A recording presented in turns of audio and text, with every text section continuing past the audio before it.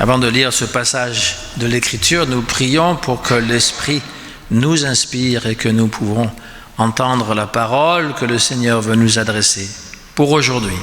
Amen. Nous lirons l'Évangile de Luc, chapitre 6, 39. C'est 39, 45 comme la guerre ? 36. Ah, 36, d'accord.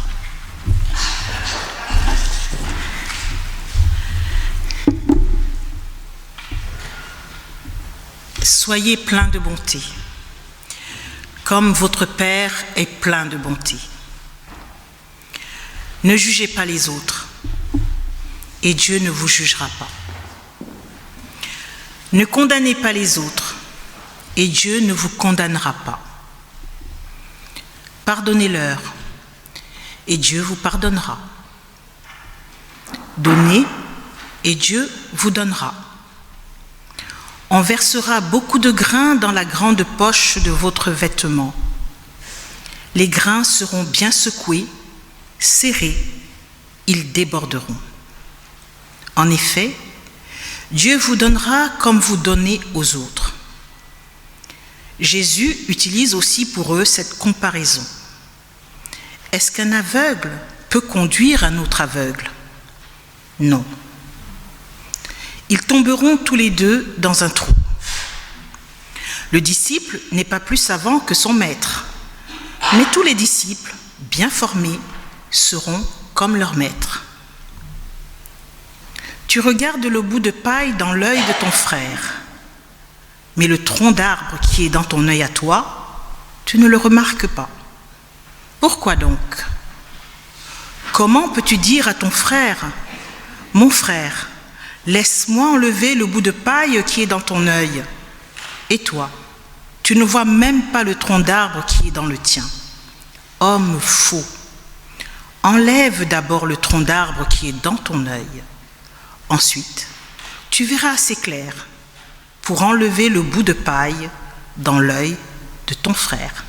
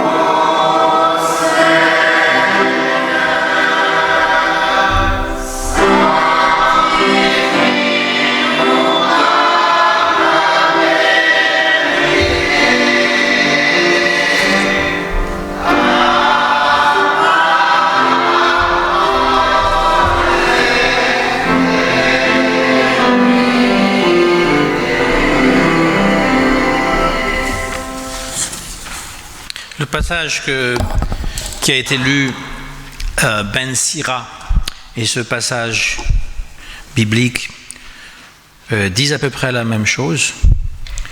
Ben Sira disait que la poussière d'or traverse le tamis. Donc quand on cherche de l'or, c'est rare qu'on trouve des grosses pépites d'or. Hein. Ça peut arriver, tant mieux, mais en général, c'est des fines poussières d'or. Et donc ça tombe. Mais tout ce qui est les scories, c'est-à-dire les impuretés, reste sur le tamis. Et il utilise aussi l'image du pot. On fabrique un pot avec de l'argile, on le fait cuire dans le four. Et ça démontre la solidité du pot ou du vase que l'artisan a bien travaillé. De même, lorsqu'il y a du fruit sur l'arbre, eh bien ça veut dire que l'arbre est en bonne santé. Et Ben Sira donc en conclut qu'un bon cœur dira des paroles de bonté. Alors le passage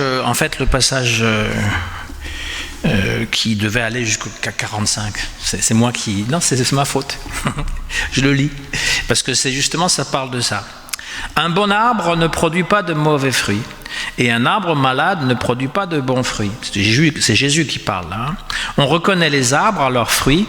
On ne cueille pas des figues sur des plantes piquantes. On ne récolte pas du raisin sur des cactus. La personne qui est bonne tire le bien de son cœur qui est plein de bonnes choses.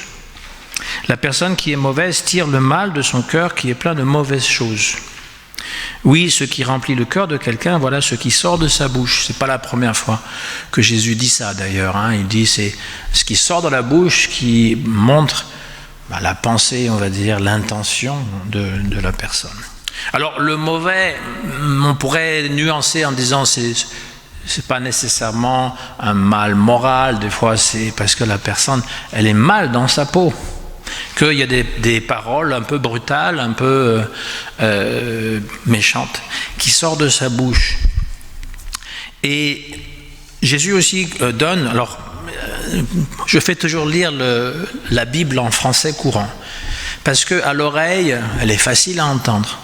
Par contre, ça enlève des nuances ou encore la façon qu'on avait l'habitude de comprendre les textes selon des traductions d'usage. Et donc là, Jésus dit qu'il utilise une autre comparaison, alors que dans la plupart des Bibles, autres Bibles, c'est marqué parabole. Mais la parabole en question est tellement courte, 2 phrases, qu'on pourrait effectivement dire c'est une comparaison. Mais la parabole, c'est une illustration, on va dire. Donc il parle des aveugles.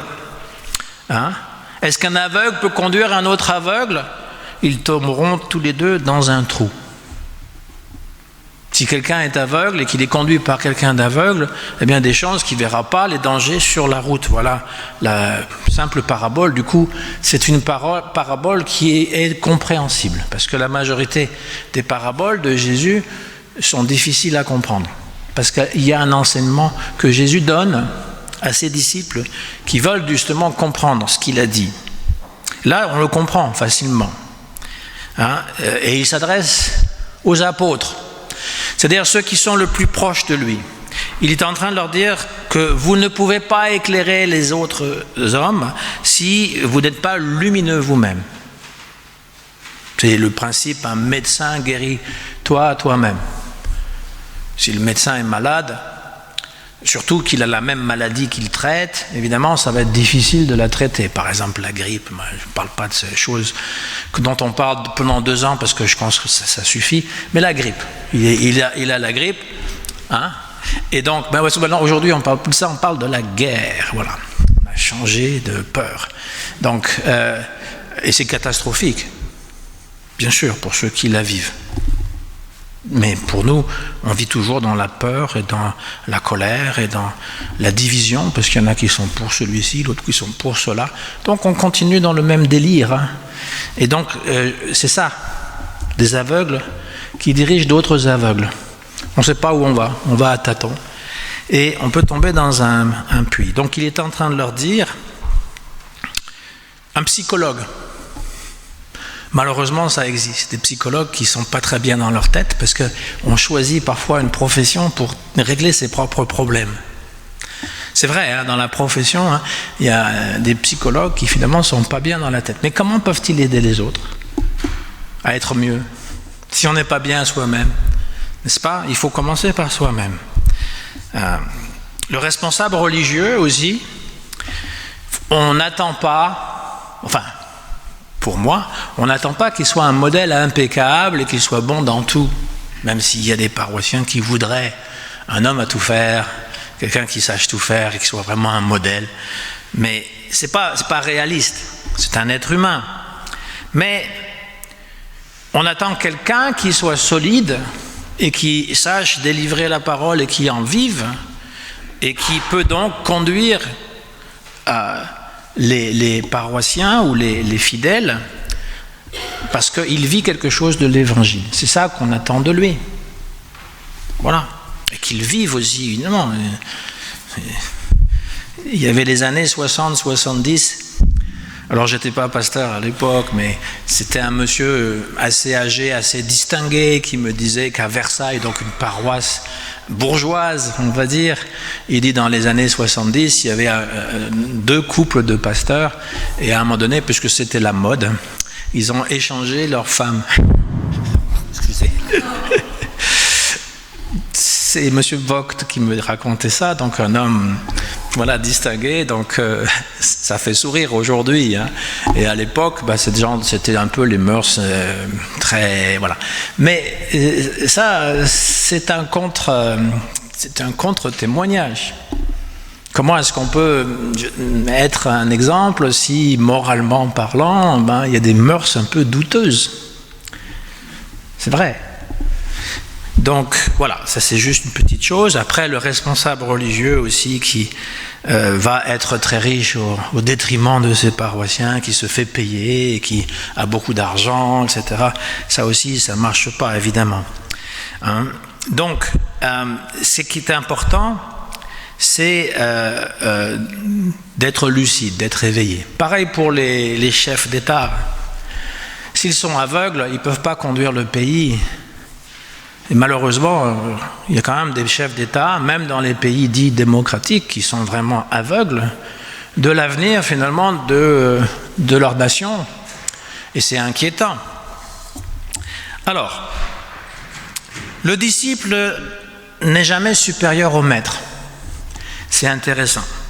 Quand le disciple pense qu'il est aussi intelligent ou plus intelligent que son maître, il n'est plus un disciple. Par contre, Jésus dit que tous les disciples bien formés seront comme leur maître. Ils seront aussi qualifiés que lui, ils le représenteront. Et donc là, il parle en général, mais nous, on peut traduire, un chrétien représente Jésus. Et il ne représente peut-être pas dans la perfection, évidemment, mais il a été bien formé. L'exemple du gourou me vient en tête. Parce que le mot gourou aujourd'hui signifie un charlatan.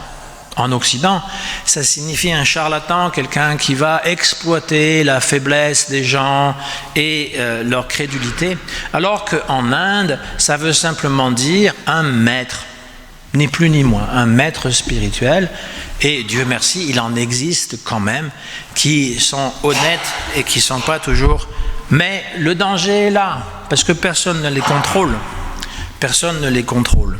Et aujourd'hui, on parle du gourou même dans d'autres circonstances, c'est-à-dire en politique, dans certaines églises où le pasteur a une espèce de charisme dominant. Et donc, c'est devenu le synonyme de charlatan. Mais il y a nécessité de représenter Jésus. Remarquez, vous voyez, Jésus est à la fois un gourou, c'est-à-dire un maître spirituel dans le sens noble du terme, mais en même temps, il ne se prend pas pour Dieu, même si on lui a collé cette étiquette. Après sa mort, jamais il dit qu'il est Dieu, jamais. Il dit « Moi et mon Père, nous ne sommes qu'un ». Mais c'est une lecture qu'on peut faire à plusieurs niveaux, parce qu'en fait, le Fils, effectivement, n'est pas différent du Père. Et il dit que vous aussi, vous êtes des fils de Dieu. Donc, ce qui veut dire que nous avons une partie divine aussi en nous. Et je ne veux pas m'étendre sur le sujet, mais il est très humble. Il ne prétend pas être quelqu'un qui va, sur qui tout peut focaliser, qu'il va sauver le monde, même si c'est le rôle qu'on lui donne. Et on peut le croire volontiers, ce n'est pas un problème. Ce sont des petites phrases qui méritent discussion, bien entendu. Moi, je lance des pistes de réflexion. La paille et la poutre. Alors là aussi, la traduction ne va pas dire la poutre, le tronc d'arbre. Bon. Mais déjà, la paille aussi, on aurait pu traduire par autre chose. Parce que, je ne sais pas si vous savez, mais se promener avec une paille dans l'œil, c'est pas marrant quand même, ça doit faire mal. Une paille. Alors, on ne sait même pas si c'est une paille pour boire le Coca-Cola ou si c'est une paille. Mais vous promenez avec ça dans l'œil, c'est pas très drôle. Voilà. Une poutre, j'ai du mal à imaginer quelqu'un se promenant avec une poutre dans l'œil. Par contre, on peut se prendre une poutre dans l'œil si on n'est pas prudent, si on est aveugle justement, et pif. Et là, ça fait mal, effectivement. Mais l'idée, on la comprend. On comprend très bien. Moi, je traduirais plutôt une poussière dans l'œil. Vous avez une poussière dans l'œil et vous voyez quelqu'un qui a quelque chose de pire que vous et vous le critiquez. Et d'abord, il faut enlever cette poussière ou cette paille, si vous préférez, avant de critiquer l'autre. Et ça, c'est quelque chose que Jésus enfin, il le dit dans un autre, c'est pas lui qui le dit, mais dans un autre évangile, Jésus, eh bien, ça sort de sa bouche aussi, cette comparaison entre la poutre et la paille. Ça fait toujours partie de l'aveuglement et aussi du non-jugement, parce qu'on avait commencé ne pas juger les autres. Soyez plein de bonté comme votre Père est plein de bonté. Une autre traduction dirait « soyez parfaits ». Mais comme la perfection n'est pas de ce monde, soyez plein de bonté, c'est plus juste quelque part. Soyez plein de bonté. Ne jugez pas les autres et Dieu ne vous jugera pas. Ne condamnez pas les autres et Dieu ne vous condamnera pas. Pardonnez-leur et Dieu vous pardonnera. Donnez et Dieu vous donnera. Alors, le jugement, et c'est tout un débat, ça aussi. Qu'est-ce que juger? Est-ce que c'est nécessaire de juger? Est-il interdit d'être un juge lorsqu'on est chrétien? Mais on comprend que pour le bon fonctionnement d'une société, une justice intègre est nécessaire pour arrêter le mal et faire en sorte qu'il y ait un bien commun. Donc les notions de équité, justice, charité, ce sont effectivement des choses qui appartiennent au vocabulaire chrétien et à sa conduite. Mais le jugement ici, ce n'est pas de manifester aucune désapprobation par rapport à des actes qu'on jugerait immoraux. C'est de diaboliser l'autre, par exemple. Mais c'est malheureusement une fâcheuse tendance, pas nécessairement juste d'aujourd'hui, mais une fâcheuse tendance de l'être humain de diaboliser l'autre. Parce que quand on diabolise l'autre, c'est-à-dire, voilà, le coupable, eh bien, ça nous dédouane. C'est un peu la poutre et la paille, ça nous dédouane en tant que pays, en tant qu'individu, ça nous dédouane. Nous, effectivement, nous, on est les bons. Et l'autre, évidemment, c'est le démon. Et quand il est diabolisé, ben, ça veut dire qu'on peut le mettre à mort, puisque c'est un démon. C'est pas un être humain. Donc, ça, c'est une chose. Après, il y a le jugement qu'on peut avoir envers ses semblables, qui est un jugement de jalousie, sans qu'on le sache. On envie la situation de quelqu'un, donc on le dénigre, on dénigre ses qualités, on dit oui, bien sûr, il chante bien, mais parce que, elle chante bien, mais elle a couché avec tout le monde pour obtenir ça, hein? Il doit avoir anguille sous roche. Et ça c'est pire que le jugement, c'est de la calomnie, parce que c'est même pas basé sur quelque chose de vrai. Et c'est ça qui détruit en fait toutes les relations dans le monde. Alors, on ne peut pas s'empêcher de juger. Vous savez, on a toujours des jugements dans la tête. Lorsqu'on voit quelqu'un, on va dire ouais, il a pas une belle coiffure celui-là, ou encore il s'habille mal. Voilà, on a toujours ces jugements dans la tête. Mais Jésus dit en gros, enfin pour le mettre en pratique, plutôt. Je ne veux pas prétendre ce que Jésus dit, ce qu'il a voulu dire. Je prétends simplement, pour le mettre en pratique, et puis je parle pour moi, c'est de ne pas accorder trop d'importance aux jugements qui viennent spontanément dans la tête.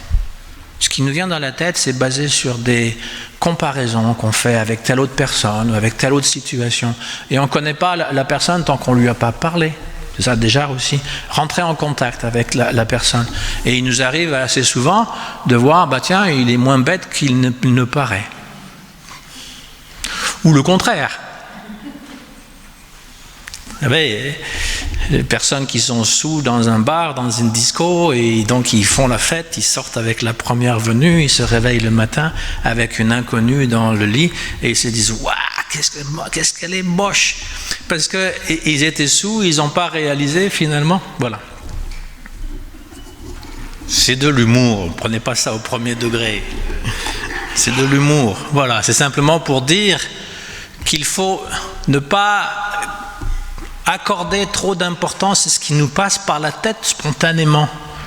On n'est pas Dieu pour savoir toutes les choses des gens.